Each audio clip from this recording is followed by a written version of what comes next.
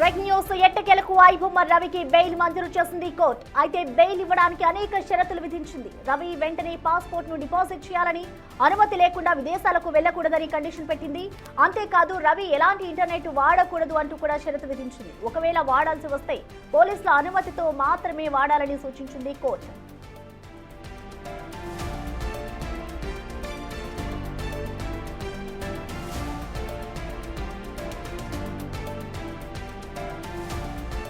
దీనికి సంబంధించిన మరింత సమాచారాన్ని మా ప్రతినిధి సాగర్ అందిస్తారు. సాగర్, మనం చూస్తున్న మొత్తానికి ఇటు కోర్టు అయితే ఐబొమ్మ రవికి బెయిల్ మంజూరు చేసింది కాబట్టి ఎటువంటి షరతులు విధించింది, డీటెయిల్స్ ఏంటి? ప్రస్తున ఎట్టకేలకు ఇమంది రవి ఐబొమ్మ రవికి మూవీ పైరసీ రాకెట్ ని నడిపించినటువంటి ఐబొమ్మ బొప్పం టీవీ ద్వారా పెద్ద ఎత్తున మూవీ పైరసీ రాకెట్ ని నడిపించిన ఇమంది రవి 3 నెలలుగా జైలు శిక్షణ అనుభవిస్తున్నాడు. చంచల్గూడ జైల్లో ఉన్నాడు. నాంపల్లి కోర్టులో కూడా 4 కేసులకు సంబంధించినటువంటి విచారణ జరిగింది. ఇటు సైబర్ క్రైమ్ పోలీసులు పూర్తిస్థాయి ఆధారాలు సమర్పించారు, కస్టడీకి తీసుకొని విచారించారు. ఇటు హైకోర్టుకి ఇమంది రవికి సంబంధించినటువంటి న్యాయవాది బెయిల్ పిటిషన్ వేశారు.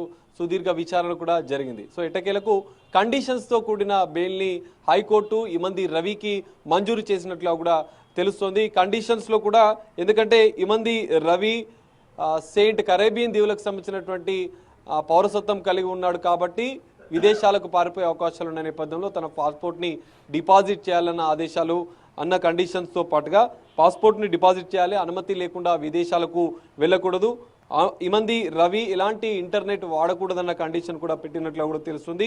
పోలీసుల అనుమతితో మాత్రమే ఇంటర్నెట్ వాడాలండి. ఎందుకంటే ఆయనే అనేక మిర్రర్ వెబ్సైట్ల ద్వారా ఈ పైరసీ ముఠాను నడిపించారు. తనకు సంబంధించినటువంటి సహకరిస్తున్నటువంటి ఈ పైరసీ ముఠా వెనుక ఇంటర్నేషనల్ అంటే వివిధ దేశాల్లో కూడా తాను ప్రత్యేకంగా కొన్ని కార్యాలయాలను ఏర్పాటు చేసి ఈ విధంగా క్లౌడ్ సర్వర్ల ద్వారా కూడా ఈ మూవీ పైరసీ రాకెట్ను నడిపించాడు ఇమంది రవి.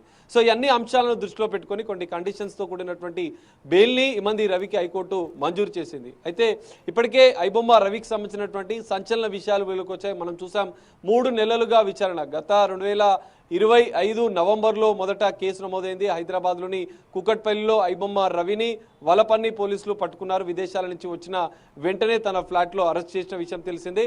22,000కు పైగా పైరసీ సినిమాలు ఉన్నటువంటి తన హార్డ్ డిస్క్లను కూడా పోలీసులు స్వాధీనం చేసుకున్నారు. అంటే వేలాది మూవీలను హెచ్డి క్వాలిటీతో తను ఐబొమ్మతో పాటుగా బప్పం టీవీలో కూడా అందులో పైరసీ మూవీలను రన్ చేస్తూ ఆ వెబ్సైట్లో బెట్టింగ్ యాప్స్ల నుంచి కోట్లాది రూపాయలు తాను అంటే కూడగట్టాడు. కోట్లాది రూపాయల ఆదాయాన్ని ఆయన పొందాడు, బెట్టింగ్ యాప్స్ని ప్రమోట్ చేశాడు.